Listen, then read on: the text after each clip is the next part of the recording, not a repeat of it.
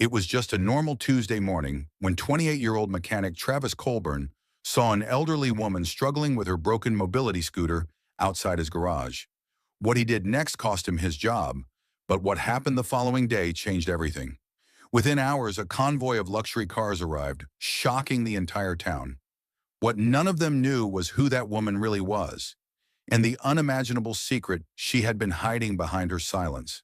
The moment was coming, and nothing would be the same again.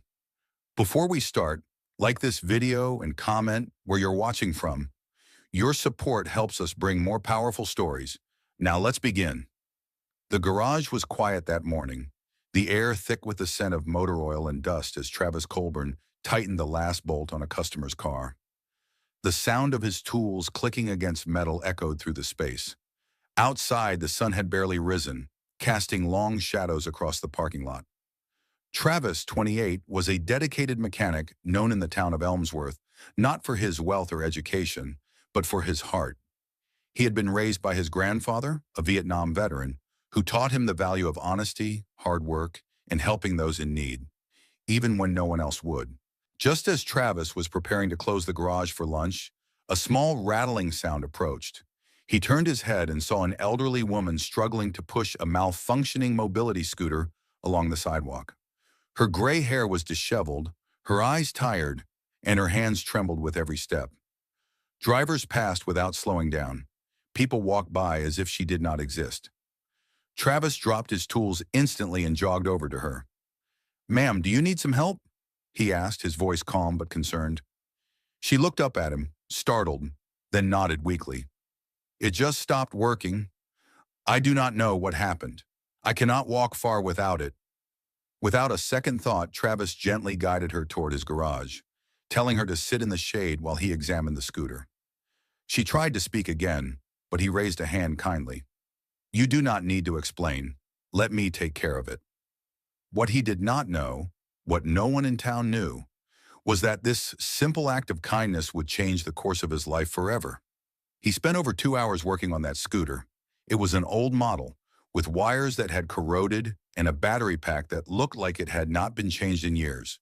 The repair was not easy, but Travis was patient. He even replaced the battery using parts from his own inventory, knowing the woman could not afford it. When he rolled the scooter back to her, fully functional, her eyes welled with tears. "How much do I owe you?" she whispered. "Nothing," Travis smiled. "Just promise me you will ride safely."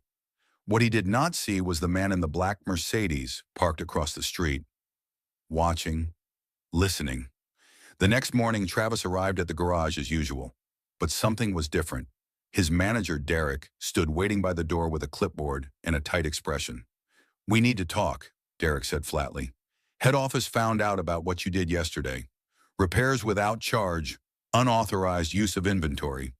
You are fired, Travis." Before Travis could say a word, the door slammed shut behind him. And just like that, everything he had worked for was gone. But destiny had just begun to turn. The wind felt colder that morning, even though the sky was clear and blue. Travis stood in front of the closed garage doors, holding the box of his belongings in both hands. Inside it were nothing more than a wrench set, an oil-stained cloth, and a photo of him and his grandfather standing proudly beside their first rebuilt engine. His hands were shaking, but not from the cold. He had been let go without warning, without a second chance. The job that had been his second home for years had vanished like it meant nothing. He walked slowly down the sidewalk, each step heavier than the last. Elmsworth was not a big town. Word spread quickly, and already people were glancing at him with that quiet, judgmental pity, the kind that cuts deeper than words. Travis tried to hold his head high, but inside it felt like something had broken. He had done something good, something kind, and yet he was punished for it. By the time he reached his apartment, a tiny second-floor unit above an old diner, he felt hollow. He sat on the edge of his worn-out couch, staring at the floor in silence. Bills were piling up. Rent was due. He did not have a backup plan. The only thing he knew how to do was fix what others could not. But who would hire a mechanic with a recent termination and no formal degree? Just then, there was a soft knock at the door. He hesitated, then opened it slowly. Outside stood a man in a crisp gray suit. His black sunglasses reflected Travis's confused expression. Behind him, parked at the curb, was a sleek, dark blue Rolls-Royce with tinted windows. Travis blinked, unsure if he was dreaming. "Travis Colburn?" the man asked politely. "Yes, that is me. I am here on behalf of Ms. Evelyn Carrington. She requests your presence immediately. Transportation has been arranged." Before Travis could respond, the back window of the Rolls lowered slowly. Inside sat the same elderly woman he had helped the day before. Only this time, she looked very different. Her scarf was gone, replaced by a pearl necklace that shimmered in the sun. Her quiet eyes now carried the sharpness of command. There was no longer a frail woman in the back seat. There was power, wealth, presence. "Get in, Travis," she said softly. "We have things to discuss." Stunned, he stepped into the luxury vehicle, the leather seats far more comfortable than anything he had ever touched. The door closed with a soft click, and the car began to move. Inside the silence, Evelyn spoke again. "You gave me something priceless yesterday, not because of money, but because of your heart, and that is something people rarely show when they think no one important is watching." Travis could barely speak. "I was just trying to help," she smiled gently. "I know. That is why you are exactly who I have been looking for." The Rolls turned a corner, and as they did, Travis saw something that made his breath catch in his throat. Lined up down the next block, stretching from corner to corner, was a convoy of luxury vehicles. Bentleys, Lamborghinis, Cadillacs, all idling silently, polished to perfection. Drivers stood beside each one, dressed in black, waiting, as if preparing for a grand reveal. He turned to Evelyn, completely overwhelmed. "What is going on?" She leaned closer, her voice steady. "Today, Travis, your real journey begins." The convoy rolled through Elmsworth like something out of a movie. People stood frozen on sidewalks, phones lifted to capture videos. No one had ever seen such a spectacle in this quiet town. Travis sat in the back of the Rolls-Royce, heart pounding, unsure whether to be excited or terrified. The woman beside him, Evelyn Carrington, stared calmly ahead. She radiated control. As the car slowed, Travis realized they were heading toward an old warehouse at the edge of town, the kind that had been boarded up for years. But now the doors stood wide open. Inside, soft lights glowed, and the hum of machinery echoed in the distance. "Follow me," Evelyn said, stepping out of the car. Travis obeyed, still speechless. Inside the warehouse, something unbelievable was unfolding. Dozens of mechanics moved with precision, assembling what looked like custom-built electric vehicles. Tools sparkled. State-of-the-art lifts hummed. Monitors flashed diagnostics. It was not a repair shop. It was a revolution in progress. Evelyn walked ahead, her heels clicking on the concrete. She turned to Travis. "I built this from the ground up, quietly, away from headlines, away from greed. A company that believes in people, not just profits." She paused, then looked him dead in the eyes. "And I have been waiting for someone like you, someone who still fixes things not just because they have to, but because they care." Travis was overwhelmed. "I do not understand. Why me?" Evelyn smiled. "Because you did what most would not.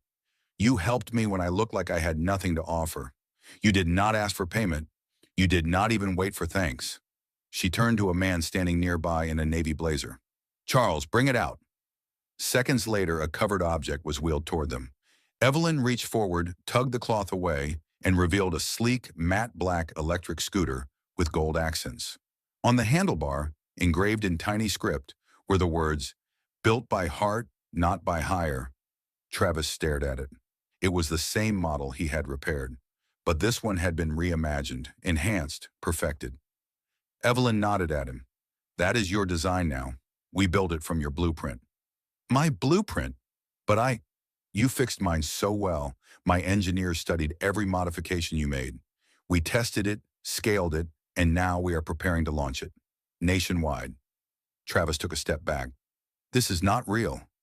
"It is very real," Evelyn replied. "And there is one more thing." She walked over to a small desk and handed him a sealed envelope. Inside was a contract, a full-time executive role, head of innovation, with a starting salary that made his eyes blur. This place, this company, and this future are now yours to help shape, she said. Outside, the convoy of luxury vehicles remained parked, each one bearing the new logo of her company, Carrington Mobility. But one vehicle, a matte black SUV, was different. Its doors opened automatically, revealing a driver in uniform. "That one is yours," she said. "Your first perk as part of this journey." Travis had no words. His knees felt weak. "You believed in someone who looked invisible," Evelyn said softly. "Now it is time someone believes in you." He looked at her, eyes wide with emotion, and for the first time in his life, he felt seen.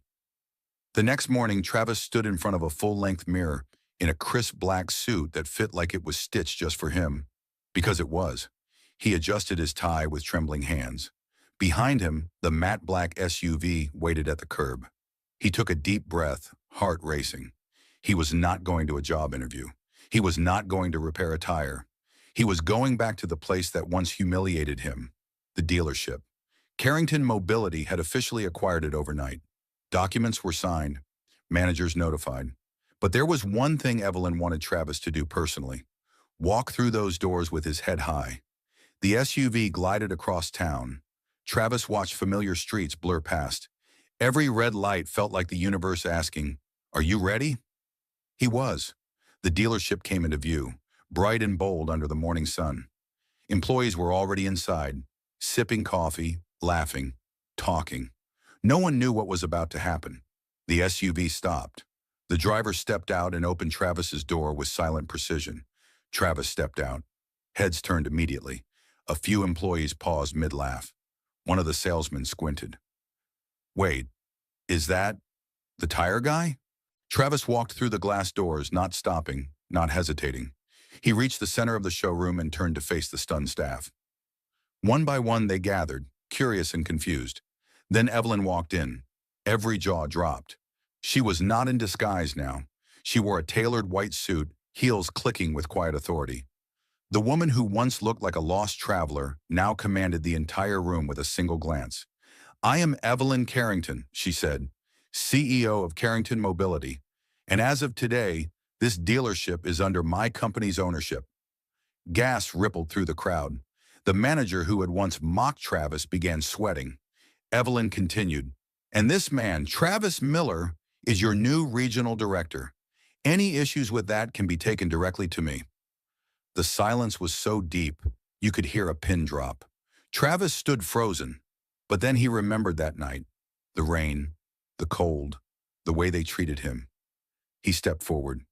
"I remember standing outside these doors," he said, "dripping wet, hungry, tired, asking for a little help.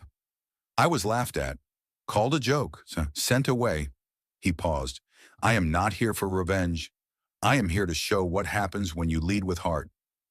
A single clap broke the silence, then another, and then the room erupted. Evelyn placed a hand on his shoulder. "You inspired this entire movement," she said, "and this is just the beginning." Later that day, the dealership staff was retrained. The toxic manager was removed. New ethics policies were introduced. Every employee was given a chance, but they had to earn it. Travis walked through the office that used to be off limits. His name now glowed on the door. Weeks passed, then months. The dealership transformed. Customer reviews exploded with praise. People came in not just to buy, but to experience a story. And every time someone asked who started it all, Evelyn smiled and pointed to a framed photo near the entrance. A picture of Travis, soaked in rain, holding a tire iron, still smiling. The caption read, "Kindness is not weakness. It is power in its purest form." That image became the symbol of Carrington Mobility's national campaign. And it all started with one act of decency, one night, one man, and one choice to believe in someone when no one else did.